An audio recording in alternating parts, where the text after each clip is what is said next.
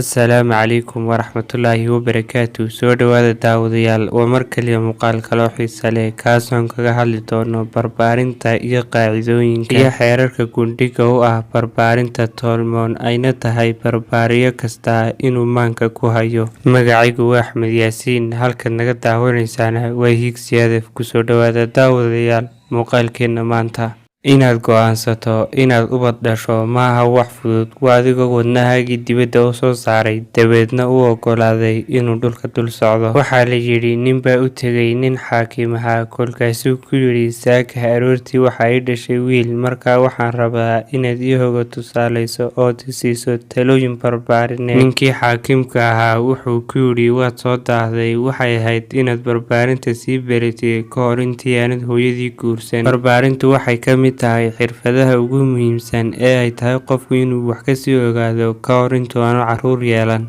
Waayo barbaarintu waa aqoon, weliba waa aqoon xilliyeed. Tan macnaheedu waxa weeye barbaarintu waxay u baahan tahay in ilmaha lagu barbaariyo zamanka uu ilmuhu nool yahay, oo aadan u barbaarin sidii adiga lagu soo barbaariyay. Cali ibn Abi Taalib, Ilaahay ha ka raali noqdee, waxaa la sheegaa odhaah macnaheedu ahaa inuu yidhi ubadkiina ha u barbaarinina sidii idinka laydii soo barbaariyay, u barbaariya xilliga ay nool yihiin, waayo waxaa la abuuray zaman ka duwan kaad idinku nooshihiin. Mushkiladda barbaarinteena haysataa waa taqliidi. Qof waliba wuxuu rabaa inuu ilmihiisa u koriyo sidii isaga loo soo koriyay. Waxaa la yidhi ninbaa xaaskiisa u soo galay iyadoo kalluun karinaysa, dabadeedna wuxuu arkay iyadoo kalluunka xagga dambe ka goynaysa. Wuxuu weydiiyey sababta ay kalluunka xagga dambe uga goynayso. Waxay ku tidhi waxaan arki jiray hooyaday oo kolkay kalluun karinayso xagga dambe ka goysa. Wuxuu yidhi miyaad og tahay waxay uga goynaysay xagga dambe kalluunka? Maya, ayay ku tidhi. Waxaa loo tegay gabadha hooyadeed oo la weydiiyey waxay kalluunka xagga dambe uga goyn jirtay, waxaanay tidhi wuxuun baan arki jiray hooyaday oo iyadana xagga dambe ka goysa kolkay kalluun karinayso. Nasiib wanaag waxaa noolayd ayeeydii, waxaana loo tegay. Waxaa lagu yidhi ayeeyo, kolkaad kalluunka dubayso maxaad xagga dambe uga goyn jirtay? Waxay ku tidhi ayeeyo sidaa waxaan u yeeli jiray, weel nagu filan maan haysan. Haddaba muuqaalkeena waxaan kusoo qaadan doonaa qaacidooyin ka mid ah xeerarka gundhiga u ah barbaarinta tolmoon ayna tahay barbaariyo kasta inuu maanka ku hayo.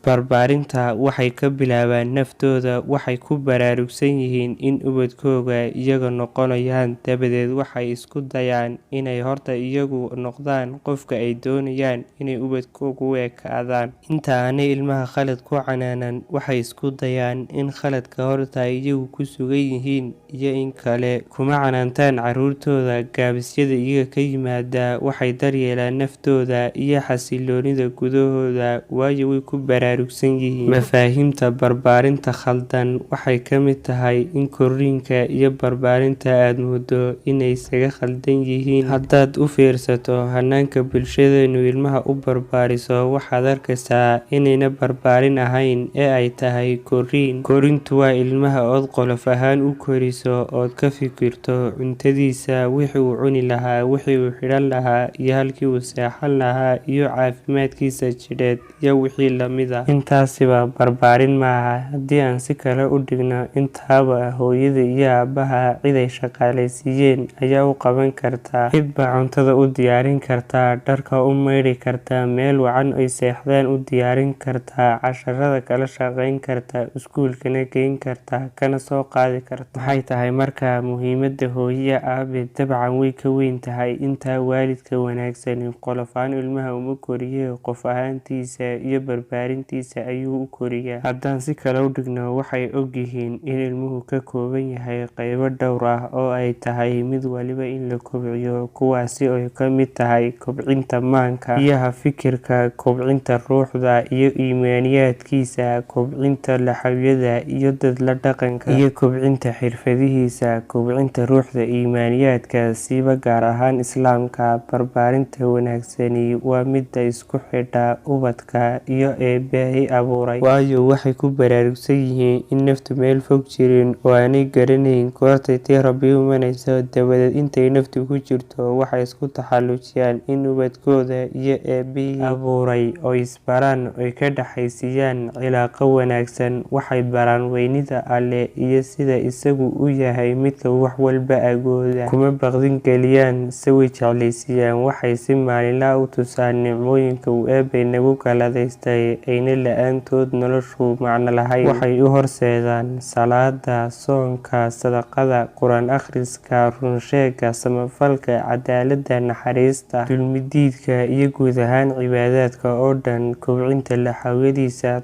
la dhaqankiisa, shaqooyinka kale ee waaweyn ee hooyada iyo aabbaha looga baahan yahay. Waxaa ka mid ah inay ilmaha baraan siduu laxawadiisa, dareemadiisa u baran lahaa, una aqoonsan lahaa, sida farxaddiisa, cadhadiisa, murugadiisa iyo kolka ay imanayaan. Waayo mar walba oo ilmuhu ogaal u yeesho dareemadiisa, isla jeerkaana uu magacaabi karayo. Haddaba barbaarintu waa fan iyo xirfad ay tahay in qofka waalidka ahi uu aqoonteeda sii barto ka hor intuuna waalid noqon. Buug iyo laba ka akhri, kooras iyo laba qaado, dhegeyso muxaadaraadka iyo muuqaalada boqolaalka ee YouTube-ka ku jira barbaarinta ka hadlaya. Ceeb bay kugu tahay in shaqo 8 saacadood ka shaqaynayso aad 4 sano oo jaamacad soo dhigato, barbaarintu 24 saacadood ku daba taaganna aanad buug iyo laba ka akhrin. Daawade waad ku mahadsantahay haddii aad nala joogtay ilaa dhammaadka muuqaalka like saar. Sidoo kale haddii aad nagu cusub tahay subscribe dheh oo ka mid noqo bahweynta nagu xidhan. Wassalaamu calaykum.